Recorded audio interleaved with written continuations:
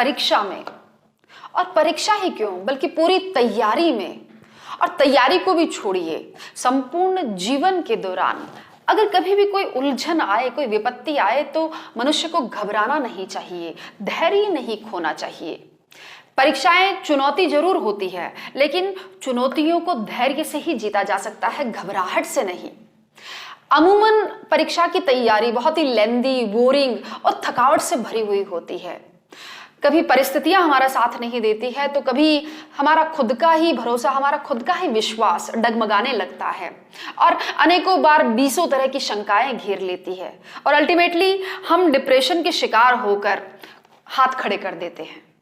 वास्तव में यहां जरूरत है धैर्य रखने की, ठान लेने की। जेम्स वाट 20 सालों तक लगातार एक्सपेरिमेंट करते रहे, तब जाकर वे भाप के इंजन का आविष्कार कर पाए। थॉमस एडिसन बिजली के बल्ब का आविष्कार करने से पहले उस प्रयोग में लगभग 10,000 बार असफल हुए थे, लेकिन उन्होंने हिम्मत नहीं हारी। अगर ठान लिया जाए तो पत्थर से भी पानी निकाला जा सकता है। कवि दिनकर ने सच ही कहा है कि खम ठोक लेता है जब नर, पर्वत के जाते पांव उखड़, मानव जब जोर लगाता है पत्थर पानी बन जाता है।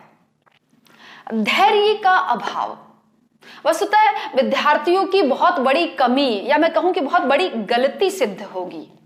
इसे मैं एक उदाहरण से स्पष्ट करना चाहूंगी कि अक्सर विद्यार्थी परीक्षा में प्रश्न पत्र को ध्यान से ही नहीं पढ़ते हैं, प्रश्नों को पूरा ही नहीं पढ़ते हैं। अक्सर सवाल के अंदर सवाल छुपे हुए होते हैं, किंतु हम लापरवाही से उसको इग्नोर कर जाते हैं।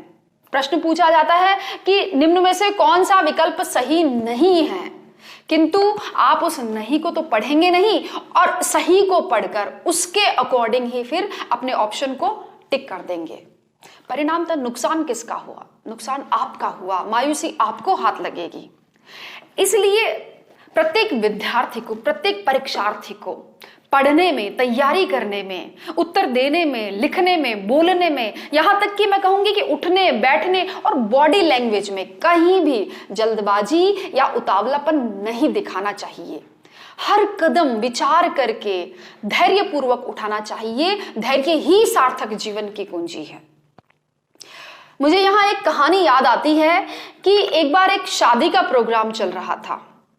पंडित जी ने स्टेज पर से आवाज लगाई कि अगर किसी को यहाँ पर इस शादी से कोई प्रॉब्लम हो तो वो अभी उठकर यहाँ आगे आए और आगे आकर बताए, नहीं तो क्या होगा कि बाद में ऐसा नहीं हो कि कोई लफड़ा पैदा हो और दोनों की शादीशुदा जिंदगी खराब हो जाए। इसलिए अगर किसी को आपत्ति हो, कोई ऑब्जेक्शन हो, तो अभी आकर कहे। ये सुनकर बारातियों में पीछे खड़ी एक सुंदर सी लड़की अपने गोद में बच्चा लेकर आगे आई। उसे देखकर पूरे मंडप में खलबली मच गई। सब लोगों में फुसफुसाहट शुरू हो गई, एक दूसरे को देखकर कानाफूसी करने लगे। स्टेज पर खड़ी दुल्हन ने दूल्हे को थप्पड़ जड़ दिया। दुल्हन का बाप बंदूक लेने के लिए दौड़ पड़ा। दुल्हन के भाइयों ने मिलकर दूल्हे की कुटाई कर दी, और बेचारी दुल्हन की मां तो चक्कर खाकर ही गिर पड़ी। तब पंडित जी ने उस लड़की से पूछा कि तुम्हें क्या प्रॉब्लम है, तुम आगे क्यों आई? तो लड़की ने बड़े ही भोलेपन से जवाब दिया कि जी वो पीछे ठीक से सुनाई नहीं दे रहा था। तो जल्दबाजी से क्या हानि हो सकती है, धैर्य का क्या महत्व है, ये आपको इस कहानी से समझ में आ गया होगा। याद रखिए, अंडे को सेने से ही चूजा निकलता है, अंडे को तोड़ने से नहीं।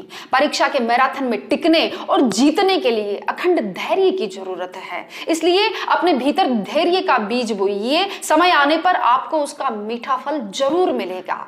अच्छी प्लानिंग बनाना अवश्य ही बुद्धिमानी का काम है, लेकिन उसे धैर्य से ही पूरा किया जा सकता है। यदि इस तर्ज पर आप तैयारी करते हैं तो निश्चित रूप से जीत का सेहरा आपके सिर पर बंधेगा।